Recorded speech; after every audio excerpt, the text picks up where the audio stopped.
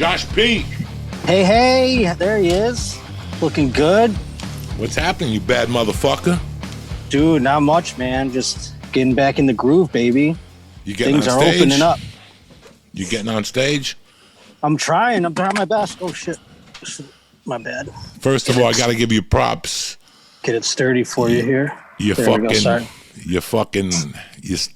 it out in L.A., and I got to give you props for that, brother. Yeah, man.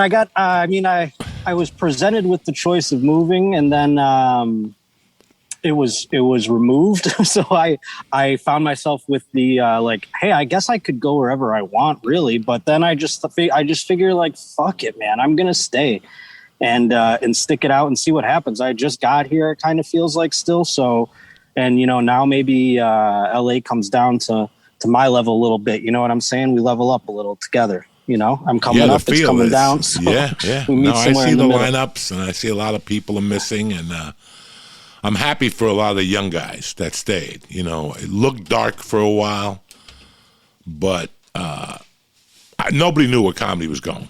I mean, I can't imagine, like, last June, I didn't know where the fuck this was going. I had no intention of going on stage. I had nothing. I mean, and I thought about other comics. I kept in touch with as many. I pushed that podcast till August, till we left. Yeah. I mean, I pushed it all the way to the end. Scared, did it with a mask on. I was scared to fucking infect guests. It was just too rough. And it broke my heart when I left a little bit. I felt like a quitter, But I knew I wasn't quitting. I was just, this was the evolution of my life, I got to L.A. like you, ready to fucking stab a motherfucker. On the bottom level, not getting spots. Nobody talks to you. People make fun of you, little fucking remarks, and you work yourself up. And I saw you doing great before I left. I mean, you were really out there every night. I know the podcast was getting numbers. People were listening to you. So, when we spoke the other day, I was like... the beginning of this whole thing, when it happened, I was like, of course this is happening. Like, it felt like a personal attack. I know for a fact. Everyone was going through it, though, so you couldn't. I know for a fact can't have that mentality. You lost a lot more than what I lost. I know that you had a lot of things in the works. You had like a special. You had a couple great fucking things happening. And I remember telling Lee to send you my love. He went on his podcast, and I go, send him my love. I know that his job was, because you had all these things. It was going to be your bust out fucking year. You know what I'm saying? I lost like The Sopranos. I lost opening up for Joe at the Garden. Like I was going to do Madison Square Garden, bro. 10 minutes, 15 minutes at the Boston Garden, the home of the fucking Boston Celtics. I lost a lot, but there was people who lost their lives. Who gave a fuck about a comedy gig? You know what I'm saying? Like that's, in June, I was kind of bummed and I was mad at the pandemic. But I'm like, there's fucking freezers filled with bodies, whether the pandemic killed them, whoever killed them, Trump's cousin, I don't fucking know. But people were dying. Yeah. So I wasn't worried about a fucking stupid comedy gig. When people started opening up clubs, I got very angry because it was highly contagious. And I know you need to laugh and need to get out, but not at the expense of somebody getting sick. Every time there was a comedy show and there was 300 people in that room, somebody died. Yeah. Somewhere from the result of that fucking room. I remember I had the same train of thought. Like eventually it came down to the fact where I was like, sitting here getting pissed off about, losing gigs and all that shit. Because like you said, my first headlining the clubs, I always you scratch and claw just to get a guest set at before. And now you're headlining them and you're going on this run. And then it all got wiped away. And I was pissed off and upset. But then, like you said, you see the bodies stacking up. You see people who you started really toward the fall, knowing people who got sick from it. And my mom got it, my sister, everybody got it. And it started you're like, this is bigger, obviously, than, like you said, like a comedy gig or whatever. You know what I mean? People are losing their lives and their family members and all that shit. So yeah, it's rough. And it even made me take a more important, personal inventory than just comedy too, because I sat here without comedy for the first time in 12 years or whatever. And I was like, man, I'm realizing I don't really have much else. You know, like there's not much else around me. Me neither.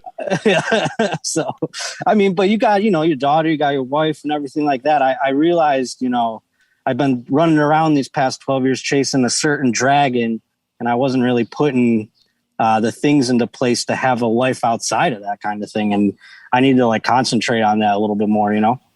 I'm fucking 35 now, you know, so. I did the personal inventory also. It was kind of weird that you had no choice. At one point, you're in a room, you're alone, it's June.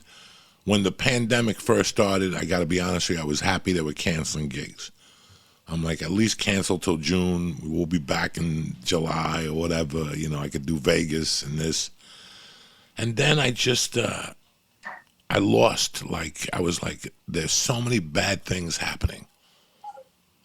You know, there's so many, like I see so many homeless and this. And then when I got this thrown at me about moving, you know, this was big on me. This fucking wore on me. Like, I didn't care about comedy. All I wanted was my daughter and wife to be happy and safe and in fucking school.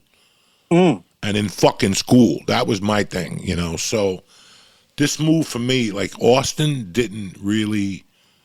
wasn't a thought. It didn't even come into my mind because I knew I was coming home. I wanted to come home. I had been done when I came back here to shoot in 2019. I just thought that I was missing too much and that I wanted my daughter to experience what I had in Jersey. And I'm happy. I'm just fucking generally even more like, I don't know if you know, this has been 22 days since I smoked weed. How the fuck? No way. 22 fucking days, no reefer. You know, I think it was the Johnson & Johnson vaccine. They put something in those motherfuckers that doesn't let me smoke anymore. I don't know what the fuck happened, but that's 22 more days than me, my friend, I'll tell you. Oh, no, and I'm not craving it. I'm not in a bad mood. I'm not yelling at anybody. I don't have road rage. I didn't shoot a 5-year-old in the stomach. And you know, I have none of these fucking things going on, which is rare because when I first had to go off weed in prison, I was like a fucking monster the first week. I couldn't sleep. I was yelling at everybody. I was throwing pots and pans. But then after you settle in, you're like, no reefer. But I just wanted to, I think I needed just to restart. Like, you know, like what's that thing you do with your computer? Yeah, reboot. Reboot. I just needed a reboot. You know, I had to slow down with the fucking drugs. I'm 58 years old. I'm eating 10,000 milligrams a day. I'm walking around. My skin feels like alligator skin. Now I got moisture in my skin. My feet don't stink anymore. I had this stink coming out of my feet between the fungi toenail and the cheese. It was murder. I would go to jiu-jitsu and people would be looking around. What's that fucking stink? I started putting tea tree oil on my toenails. Now they're beautiful. I look like I got like Elvis feet. You know what I'm saying? The fungi toenail is done. That little stink in my fucking sock. I had like a little wink in my sock of cheese, and it smelled like Subway sandwiches in my fucking sneakers. So